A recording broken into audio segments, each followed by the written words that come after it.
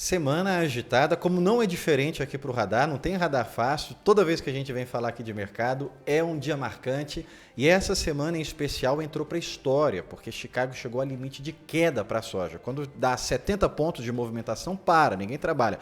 É o circuit break da Bolsa das Commodities.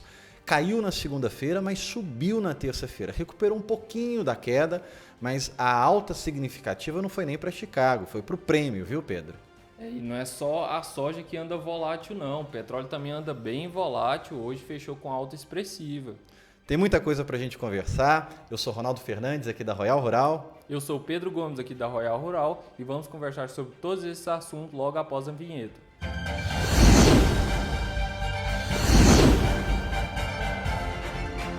Vou começar com um pedido tradicional. Se soja, milho e dólar são assuntos que te interessam, por favor, considere deixar sua curtida ou seu comentário, enviar para alguém. Eu sempre digo que não vai custar nada para você, mas vai ajudar muito o nosso trabalho. Por favor, fica até o final do vídeo, porque aqui a gente vai começar falando dos grãos, mas aí no meio do vídeo a gente vai falar do que está acontecendo no cenário, da geopolítica, da política, porque soja, milho e dólar dá a impressão que é para falar só de agro, e quem não gosta do agro talvez imagine que é um mundo pequeno, mas é o contrário. Para impactar, para falar sobre o que impacta em soja, milho e dólar, a gente tem que falar e entender o que está acontecendo ao redor do mundo. Então a gente vai falar aqui sobre os preços de soja, sobre os preços de milho e ao final a gente fala sobre o que está acontecendo no mundo. Outro recado que eu quero deixar para você aqui, leve a palestra da Royal para o seu evento. Ali a gente vai bater um papo, discutir o que está acontecendo no mercado, o que está acontecendo no mundo. Palestra da Royal tem o seu diferencial, fale com quem já participou que você vai entender.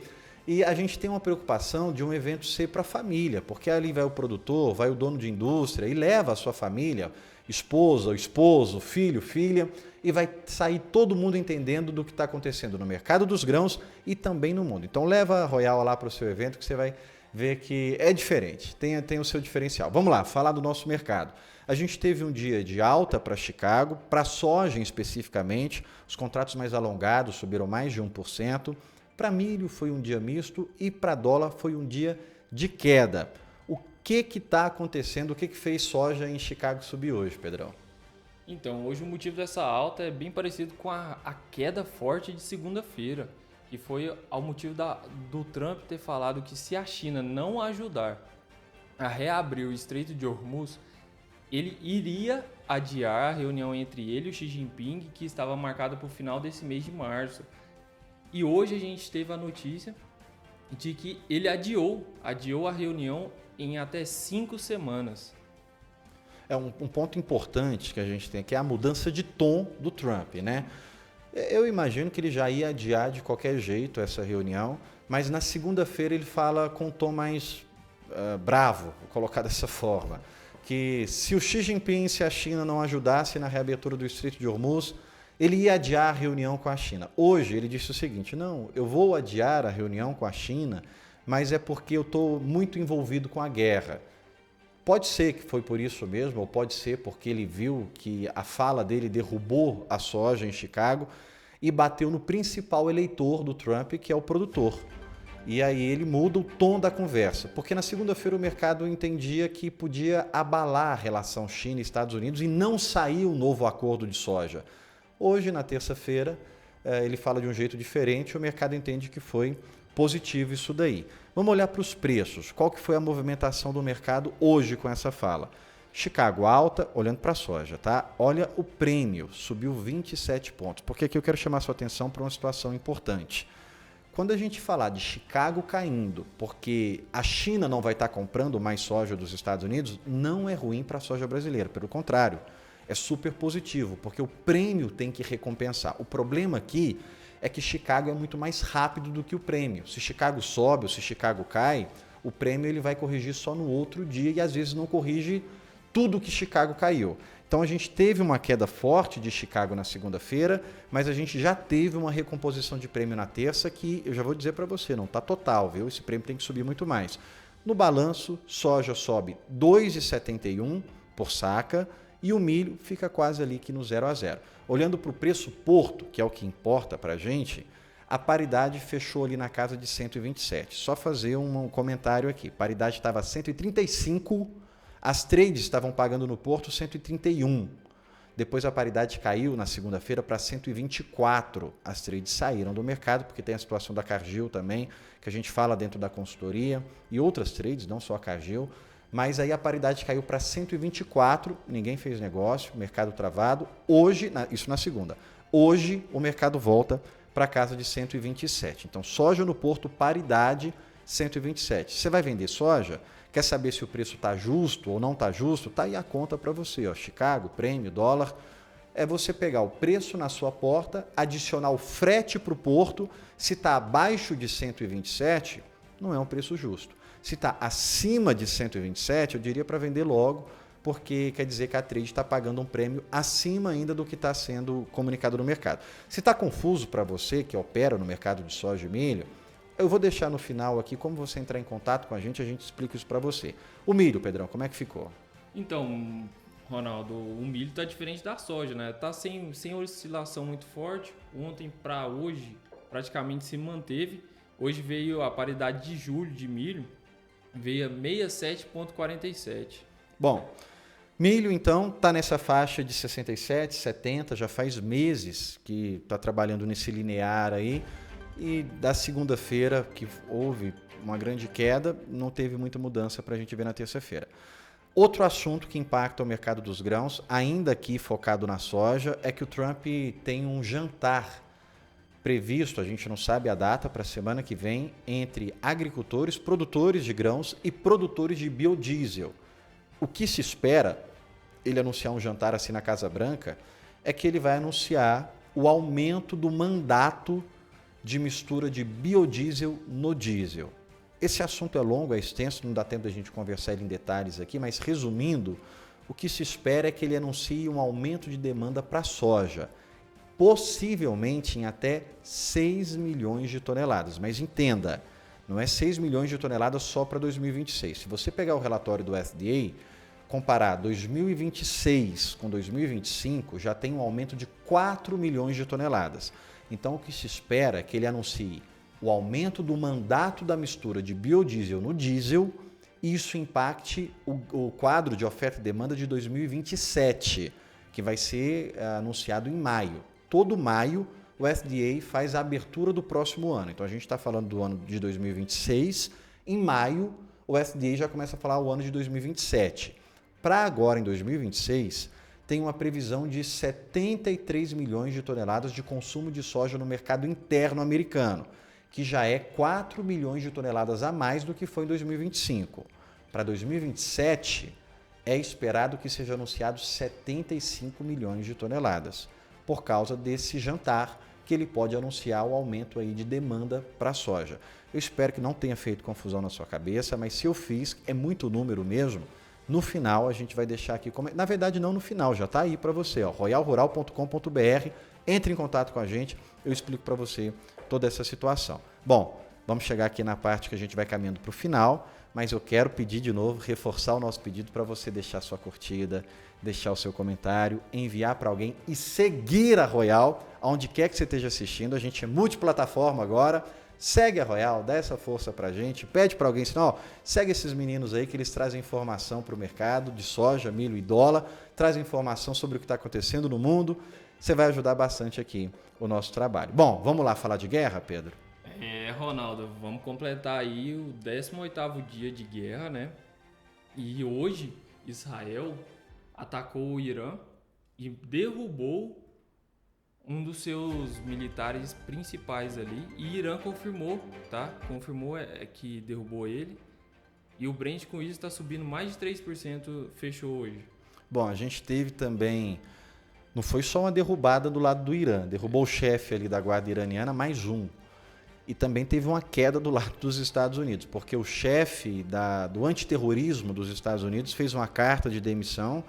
Obviamente, isso foi utilizado pelos opositores do Trump, dizendo que o Irã não é uma ameaça. Mas vou dizer de uma forma bem sincera que eu acho que o Trump se saiu muito bem disso. Ele falou, eu achei que o cara era bom e o cara não era. O cara acha que o Irã não é uma ameaça. Uma fala interessante dele, se a gente não tivesse com os B-12 lá, os B-2, aqueles caças de $1 bilhão, se a gente não tivesse atacado as instalações nucleares do Irã, hoje o Irã já teria uma bomba nuclear. E eu acho que o Trump está bem certo nessa colocação. Em palestra a gente consegue, fazendo mais uma propaganda aqui, a gente consegue trazer mais detalhes. Aqui o tempo é curto, mas eu acredito sim que nesse ponto ele não está errado, não. O Irã iria sim fazer uma bomba nuclear e o chefe do antiterrorismo saiu. Bom, você sabe que em política você tem todos os lados e cargo político é muito cheio de ideologia. O ponto é que o chefe da antiterrorismo nos Estados Unidos pediu para sair, como você colocou, o chefe da guarda iraniana também foi derrubado, foi morto por Israel. Israel disse isso e o Irã confirmou. Mas o que eu quero te chamar a atenção aqui, de uma forma bem breve, é sobre as vendas de petróleo do Irã. Venda de petróleo do Qatar, do Kuwait, da Arábia Saudita, tudo caiu, porque o Estreito de Hormuz fica fechado. Mas o Irã não. O Irã está vendendo quase que a mesma quantidade que ele vendia antes da guerra. E o Irã está sendo beneficiado, porque você tinha um petróleo a $60 o barril e foi para 103. E o Irã é um dos únicos países, quase o único país no Oriente Médio, que está conseguindo manter o seu fluxo de exportação de petróleo. Então o Irã continua vendendo a mesma quantidade, de entre 11 a 12 milhões de barris, com um preço muito mais alto. O que isso significa? Que o financiamento do Irã não parou.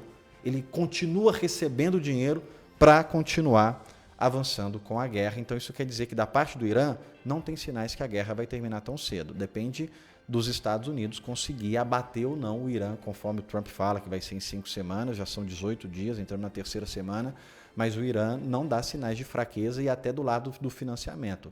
Tem dinheiro para continuar produzindo os drones baratos, diga-se de passagem. Caminhando aqui para o outro assunto, ganhou corpo nessa semana o movimento dos motoristas, que é bem possível que eles façam greve sim. Ao longo de 2025 e 2026, houveram vários rumores de que haveria greve dos motoristas e a gente nem noticiou isso daqui porque a gente não acreditava que era possível. Dessa vez, pode ser bem possível sim, porque há uma articulação, há uma organização entre as entidades que representam os caminhoneiros, a Brava, entre outras lideranças, protestando, obviamente, sobre o aumento do preço do diesel. Só que aqui é um problema grave. Eu vou dizer para você aqui 2 fatores que podem impactar o mercado. Primeiro, a própria greve. Você lembra em 2018, quando houve a greve dos motoristas, Pedro Parente, que era o presidente da Petrobras, pediu para sair, dólar sobe muito forte, porque há um prejuízo na economia do Brasil incalculável antes da greve. Foram 10 dias parados em 2018, para o posto, para o aeroporto, faltou comida para chegar em vários lugares. Não dá para entrar, de novo, estou repetindo muito isso, mas não dá para entrar em detalhes, não dá para aprofundar muito o assunto. O ponto é que, se acontece uma greve, o dólar sobe. Se não acontece uma greve, depende do jeito que o governo vai tratar isso. Porque se o governo disser, vou dar subsídio para diesel, para gasolina, como é o que está sendo planejado, a Câmara, o Congresso, está discutindo isso também. Se houver um subsídio adicional para diesel, para gasolina, que estoure ainda mais o orçamento, também é alta para o dólar, o mercado não pode não se agradar. Então vamos ficar com esse assunto no radar. De novo, eu vou dizer que não dá tempo da gente trazer muitos detalhes aqui, mas é um assunto que pode movimentar o mercado nos próximos dias, talvez ainda nessa semana. Bom, vamos falar de juros para a gente encerrar, Pedrão? Ronaldo, e juros está sendo muito importante, está sendo um motivo de alta volatilidade, não só para o mercado aqui interno, B3, mas também para lá fora. Dólar e juros está sendo muito importante, principalmente agora com essa questão do petróleo, por causa da guerra, já são 18 dias, né, Ronaldo, de guerra. Isso aí está aumentando o preço do petróleo e está com a preocupação no mundo inteiro sobre inflação. E vemos isso na expectativa de corte ou manutenção de juros nessa super quarta. Vai continuar a manutenção, né? E para os Estados Unidos está até para o final do ano, né, Ronaldo? É extremamente importante isso daí, porque quando você olha nessa tabelinha aí do lado, o mercado acreditava que os Estados Unidos podia cortar juros em julho, né? Não junho, julho. Agora não, o mercado já está apostando que não tem corte de juros nos Estados Unidos durante o ano inteiro. Mas isso, como você está colocando, por causa da alta do petróleo. É super quarta. Super quarta quer dizer que tem decisão de juros nos Estados Unidos e decisão de juros no Brasil. As apostas provavelmente vão acertar. Os Estados Unidos mantém os juros a 3,75, mas a aposta para o Brasil é que corte 0,25. Aumentou a quantidade de gente que acredita que a Selic nem vai cair, que ela vai manter ali na casa de 15%. Eu quero acreditar que ela vai cair, porque juros altos prejudica todo mundo. Mas é isso daí, a gente vai continuar monitorando. A expectativa de que a Selic caia só 0,25 e não mais que isso, ajudou o dólar a cair e ficar cravado ali no 5,20. Mas a gente não tem tempo mais aqui para conversar.